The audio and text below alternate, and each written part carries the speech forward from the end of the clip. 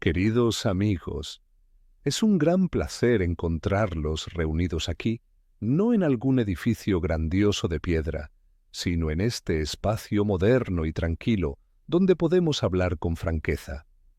Supongo que la mayoría de ustedes han venido esta noche con cierto anhelo, una sensación de que algo en su interior necesita repararse, aclararse o quizás una renovación completa. Es probable que hayan escuchado, quizás desde un púlpito o en un momento de lectura privada, ese formidable mandato de una carta muy antigua: ser transformados mediante la renovación de vuestra mente. Y sospecho que para muchos de ustedes, esa frase produce no una sensación de posibilidad ansiosa, sino un suspiro interno y silencioso. Suena como si les dijeran que se levanten por sus propios medios, no como una broma, sino como un solemne deber. Miran la mente que tienen, esa cosa ruidosa, tumultuosa y contradictoria, llena de viejas ansiedades, agudos resentimientos y cansados sueños diurnos. Y se les dice que debe hacerse nueva. Y una voz dentro de ustedes, muy honesta, susurra: no puedo hacer esto. Soy el prisionero dentro de la misma fortaleza que debo reparar. Tienen toda la razón. Precisamente ahí es donde debemos comenzar, porque el primer gran secreto de esta renovación es comprender su absoluta imposibilidad, la imposibilidad de la autorrenovación. Queridos amigos, si vamos a hablar con honestidad sobre este asunto de renovar la mente, y debemos ser honestos, porque nada es tan peligroso como un mandato espiritual medio entendido, debemos comenzar con una admisión franca y más bien devastadora. Estamos intentando lo imposible. Somos como un hombre al que le han dicho que se levante por sus propios medios, no como una metáfora jocosa, sino como un solemne deber. Él tira con todas sus fuerzas, esfuerza cada músculo y solo logra hacerse más dolorosamente consciente de la ley fija y obstinada de la gravedad que lo sostiene firmemente. Así ocurre con este mandato. Miras tu propia mente. De hecho, estás atrapado dentro de ella. Es el mismo instrumento con el que debes hacer el trabajo y también es el material dañado sobre el cual se debe realizar el trabajo. Considera lo que es tu mente en su estado natural y cotidiano. No me refiero a sus momentos de crisis o gran esfuerzo moral, sino a sus horas casuales, desprevenidas. Es un mercado ruidoso, tumultuoso y contradictorio. Un momento está repasando algún agravio mezquino de ayer, una réplica ingeniosa que desearías haber dicho. Al siguiente, está construyendo castillos en el aire sobre algún futuro éxito, castillos que tratan solo de tu propia gloria y comodidad. Luego, se hunde en una fría ansiedad por el dinero, la salud o la reputación. Revolotea de la lujuria al resentimiento, del sueño diurno al miedo, con una especie de fluidez automática y agotadora. Y todo el tiempo, bajo este tráfico superficial, fluye una corriente profunda y constante, el flujo del yo. La mente, en su estado natural, es el centro de mando del gran y extenso imperio del yo. Sus pensamientos, incluso los más altruistas, están tan a menudo contaminados en la fuente. Puede convertir la caridad en una transacción que te hace sentir superior. Puede convertir la adoración en una experiencia estética que complace tu gusto.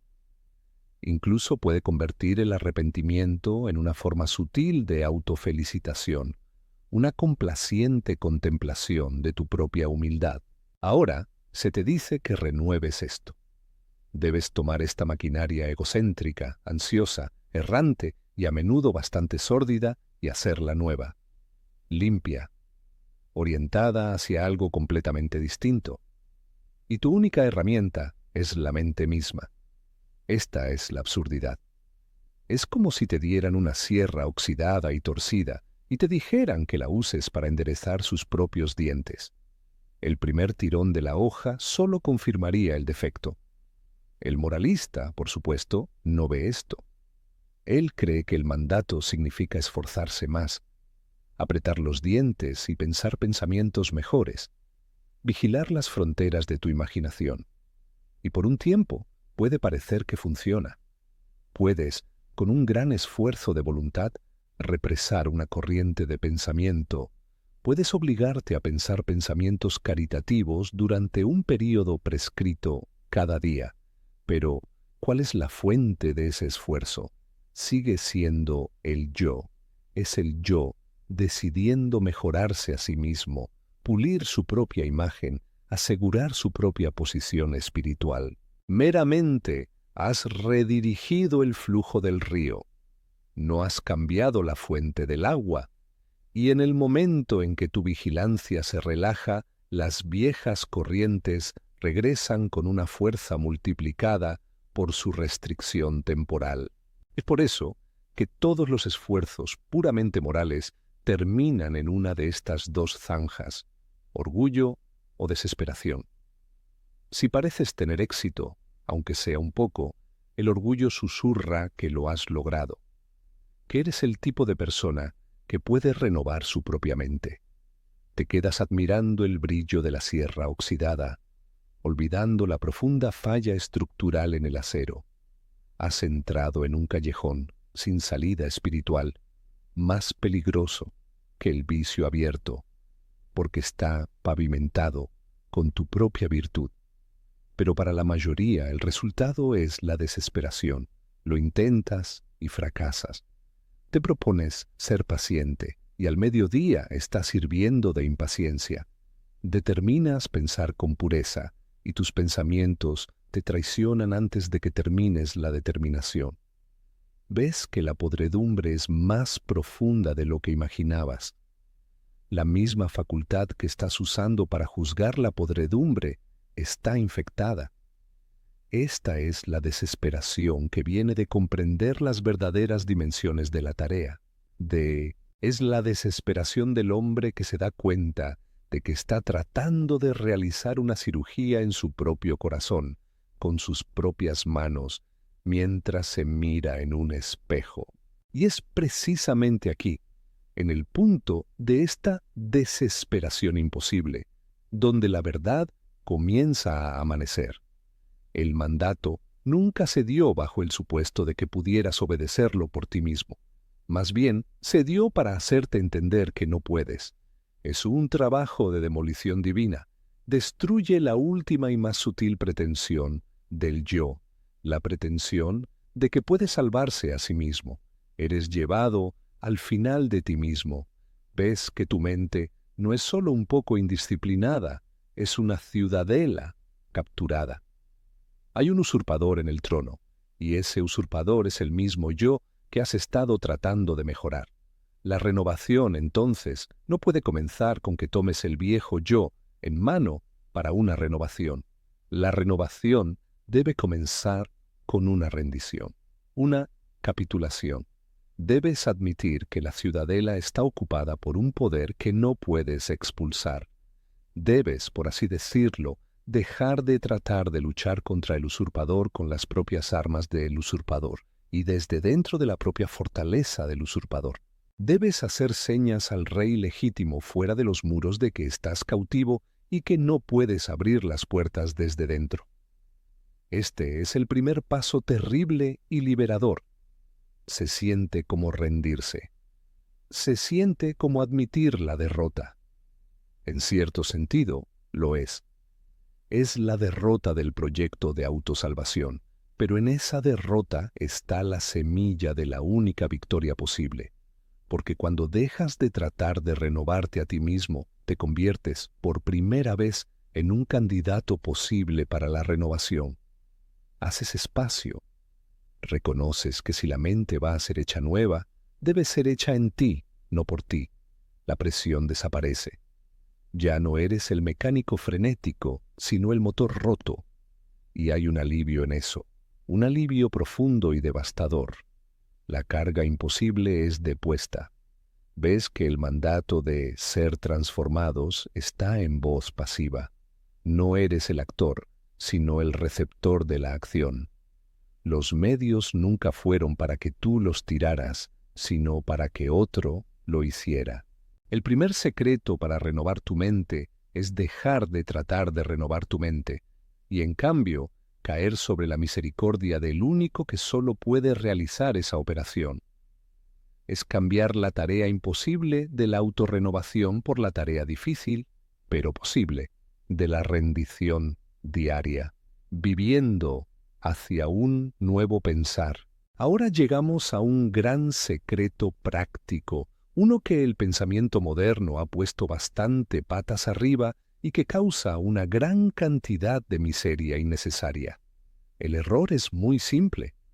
Es la creencia de que si solo puedes cambiar tu pensamiento, entonces tu vida lo seguirá. Que si puedes argumentarte hasta una opinión correcta o sermonear hasta un estado virtuoso de mente, entonces el asunto está prácticamente hecho.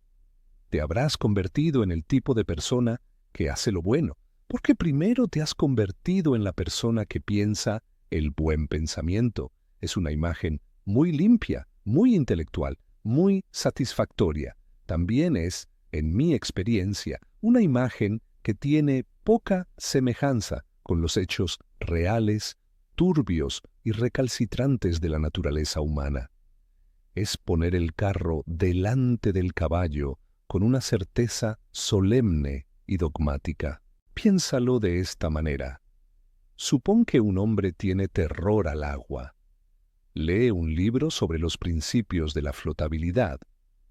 Aprende, correctamente, que el cuerpo humano, cuando sus pulmones están llenos de aire, tiene una tendencia natural a flotar. Memoriza la gravedad específica de la carne y del agua salada. Puede recitar con perfecta claridad los argumentos hidrodinámicos que prueban que no debería hundirse. Ha cambiado completamente su pensamiento sobre el asunto, en la seca comodidad de su estudio. Ahora coloca a ese mismo hombre al borde de una piscina profunda. ¿Crees que su nuevo conocimiento lo hará lanzarse con una sonrisa confiada? Por supuesto que no. Sus rodillas temblarán. Su corazón martillará contra sus costillas. Un miedo frío, animal, más antiguo que la razón, se apoderará de su garganta. Todo su pensamiento correcto parecerá, en ese momento, como un panfleto delgado y teórico sostenido contra una avalancha rugiente de sensación e instinto. Él aún no cree, en la manera que importa, que flotará. Solo lo cree en teoría. Este es el abismo entre pensar y vivir. La mente no es un monarca soberano cuyos edictos las indisciplinadas provincias de los nervios, músculos y apetitos obedecen instantáneamente. Es más como un gobernante constitucional, cuyo poder se negocia diariamente con una multitud de facciones poderosas, antiguas y a menudo sin palabras. No puedes simplemente ordenar a estas facciones que se alineen por proclamación. Han sido moldeadas por 10.000 acciones pasadas, por hábitos profundamente arraigados en los caminos del alma, por placeres repetidamente saboreados y dolores repetidamente evitados. No obedecerán un pensamiento nuevo. Deben ser convencidas por una nueva experiencia. Por lo tanto, el camino hacia un nuevo tipo de pensamiento no es pensar más fuerte, sino actuar de manera diferente. Debes comenzar a vivir como si el nuevo pensamiento fuera verdadero, incluso mientras todo tu coro interior grita que es una mentira. Debes hacer la cosa, y al hacerla lentamente, torpemente, dolorosamente, llegarás a conocer la cosa. El hombre tímido debe, a un gran costo para sus sentimientos, bajarse a la parte poco profunda. Debe salpicarse la cara. Debe, mientras tiembla, empujarse desde el borde. Y después de haber hecho esto no una vez, sino 100 veces, algo extraño comienza a suceder. El conocimiento que una vez fue un hecho frío y externo en su cerebro, comienza a filtrarse hacia abajo, en su sangre y huesos. Se convierte en un recuerdo en sus músculos. Se convierte en una verdad verificada por sus propios repetidos, pequeños y valientes experimentos. Ya no solo sabe que puede flotar, lo siente. Su pensamiento ha sido renovado, no por una idea, sino por un acto, o más bien por una larga sucesión de actos. Aplica esto ahora a los asuntos mayores. Se te dice que ames a tu prójimo. Miras al tipo fastidioso de al lado, con sus opiniones ruidosas, su jardín descuidado, su hábito de pedir prestadas herramientas y olvidar devolverlas, y encuentras que tus pensamientos hacia él son una mezcla agria de irritación y desprecio. El mandato de amarlo se siente como un mandato de sentir un cálido resplandor emocional que simplemente no posees y no puedes fabricar. ¿Qué debes hacer? El error moderno te diría que te sientes en tu silla y trates de pensar pensamientos afectuosos, meditar en su valor inherente. Esto puede producir un sentimiento temporal y sentimental, pero se evaporará la próxima vez que su ladre a medianoche. No. El secreto es vivir tu camino hacia un nuevo tipo de pensamiento sobre él. Debes realizar los actos de amor, incluso mientras tus sentimientos permanecen fríos. Debes devolverle su gato perdido. Debes ofrecerte a ayudarle a llevar sus compras. Debes hablarle con civilidad. Debes, en resumen, obedecer. Y en esta obediencia ocurre un milagro lento, silencioso, poco dramático. Al realizar los actos de amor, comienzas a ver al hombre, no la caricatura que tu irritación había pintado, sino al hombre real. Ves la soledad detrás de su fanfarronería, ves el cansancio en sus ojos, atisbas la carga que lleva, una carga de la que no sabías nada. Los sentimientos que no podías ordenar directamente comienzan a seguir el rastro de las acciones. Ya no son las raíces del comportamiento, sino sus frutos. No amas para actuar amorosamente, actúas amorosamente y al hacerlo, lentamente aprendes a amar. Tu pensamiento sobre él está siendo renovado desde afuera hacia adentro por la obstinada, práctica y poco glamorosa tarea de hacer lo correcto. Es por eso que la vida espiritual está tan llena de disciplinas aparentemente pequeñas y prácticas: oración, dar, ayuno, servicio, compañerismo. No son pruebas para aprobar o insignias para ganar. Son las lecciones de buceo para almas aterrorizadas. Son los actos repetidos y fieles mediante los cuales nos sumergimos en la realidad del reino de Dios, temblando todo el tiempo, hasta que lentamente, a lo largo de los años, la realidad de ello nos empapa. Aprendemos a pensar como ciudadanos del cielo, comenzando primero a obedecer sus leyes, por muy torpemente que sea. Comenzamos a pensar en nosotros mismos como hijos de Dios cuando, durante mucho tiempo, hemos estado actuando como si confiáramos en nuestro Padre Celestial. La nueva mente no se fabrica en el ático de nuestro intelecto y luego se baja, completamente formada, al caos de nuestras vidas. Se forja en la herrería de la acción diaria y obediente. Vivimos nuestro camino, paso a paso tambaleante, hacia la luz, y mientras caminamos, nuestros ojos se ajustan. Llegamos a ver lo que era verdad todo el tiempo, pero que sólo podíamos creer desde la distancia. El hacer es la puerta de entrada al conocer. La obediencia es el tutor del corazón. Conclusión. Entonces, ¿dónde nos deja esto? Comenzamos con la imposibilidad, los medios que no podíamos tirar. Vimos que no podemos pensar nuestro camino hacia una nueva vida, sino que debemos vivir nuestro camino mediante actos pequeños y fieles de obediencia hacia un nuevo pensamiento. Entendimos nuestra mente como una habitación cuyas ventanas debemos vigilar, porque aquello a lo que atendemos llegaremos a adorar.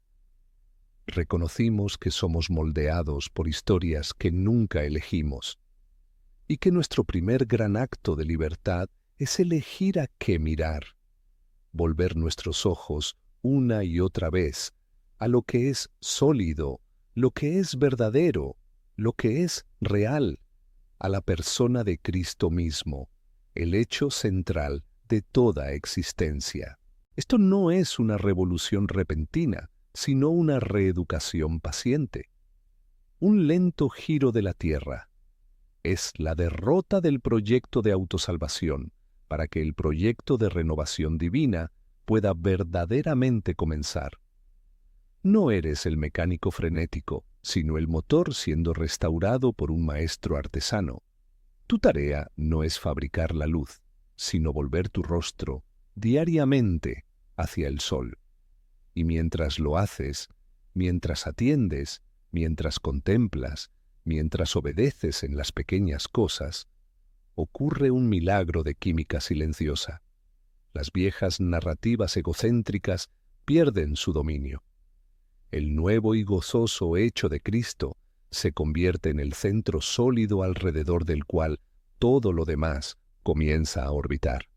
No solo estás aprendiendo nueva información, estás recibiendo una nueva orientación, una nueva mente. Si esta verdad ha encontrado un hogar en ti hoy, si ha encendido una vela en una habitación oscura de tu alma, entonces tengo una simple petición. No dejes que sea un sentimiento pasajero. Suscríbete a este canal, C.S. Lewis Enseñanzas. Continuemos esta conversación. Recordémonos el uno al otro, semana a semana, atender lo real, contemplar lo verdadero y vivir nuestro camino, paso a paso, hacia la gloriosa mente de Cristo. Porque todos somos compañeros alumnos en esta misma escuela. Y mientras te vas, te agradecería mucho si escribieras en los comentarios a continuación solo esto. Atenderé. 2 palabras. Un pequeño primer acto de giro. Una señal de que estás eligiendo hoy de qué se alimentará tu mente. Gracias. Y que vayan en paz y en la cierta esperanza de la renovación que es su obra, no la suya. Buenas noches.